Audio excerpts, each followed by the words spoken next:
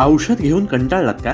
आजच जवळच्या doctor Lohia acupuncture उपचार केंद्राला भेट द्या. ऑपरेशन टाळणारी विना औषध आणि दुष्परिणाम रहित ट्रीटमेंट. गुडघेदुखी, कंबरदुखी, मानदुखी, स्लीप डिस्क, स्पॉन्डिलायसिस, लकवा, संधिवात, मधुमेहाचे दुष्परिणाम, ॲलर्जी, जुनाट सर्दी, पाळीचे विकार, लठ्ठपणा, डिप्रेशन आणि यासारख्या अनेक रोगांवर मात करा. डॉक्टर लोहिया ॲक्युपंक्चर उपचार केंद्र, Ayodhya tower, station road, Dabholkar corner, Kolhapur.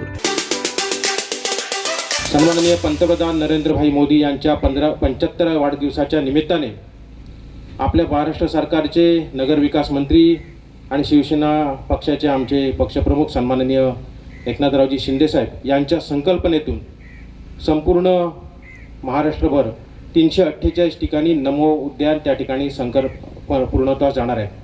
आणि याच नमो उद्यानाच्या कुडाळ शहरातील या भूमिपूजनासाठी आजचा हा सोहळा या ठिकाणी आयोजित केला आहे. मगाशी या ठिकाणी संध्याताई तेरसेंनी उल्लेख केला की या प्रकल्पासाठी बक्षिसांची देखील त्या ठिकाणी व्यवस्था झालेली आहे. म्हणजे अभियान राबवत असताना नुसतं नमो उद्यान राबवलं, त्या ठिकाणी एखादी योजना हातात घेतली आणि ती पूर्णत्वास नेली असं नाही, तर या उद्यानातून किंवा या प्रकल्पातून नवनवीन संकल्पना पुढे याव्यात. नागरिकांसाठी त्याचा उपयोग आहे तो अन्य योजनेतून किंवा अन्य मार्गाने त्या ठिकाणी चांगल्या व्यवस्था निर्माण व्हाव्यात. त्या ठिकाणी असणारे येणारे नागरिक असतील, ज्येष्ठ नागरिक असतील, छोटी लहान बालकं असतील, या सगळ्यांसाठी काहीतरी अभिनव उपक्रम त्यामध्ये समाविष्ट असावेत.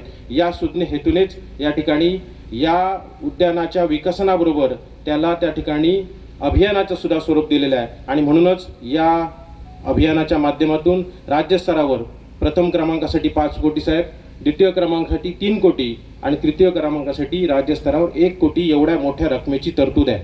म्हणजे जेवढी रक्कम आपण या उद्यानासाठी खर्च करणार आहोत त्याहीपेक्षा अधिकची रक्कम आपल्याला जर या अभियानामध्ये आपण प्रथम, द्वितीय, तृतीय क्रमांक मिळवला तर आपल्या शहराच्या विकासासाठी आपल्याला उपलब्ध होणार आहे.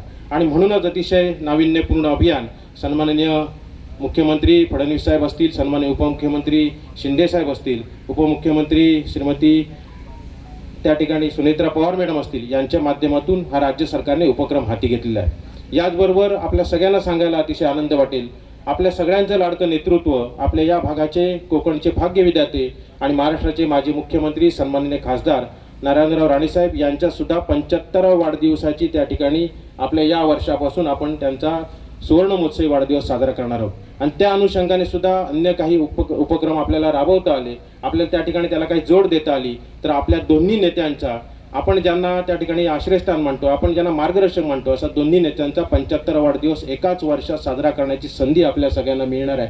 आपण त्या संधीचा सुयोग्य उपयोग करून घ्यावा अशी या माध्यमातून आपल्याला देखील विनंती करेन.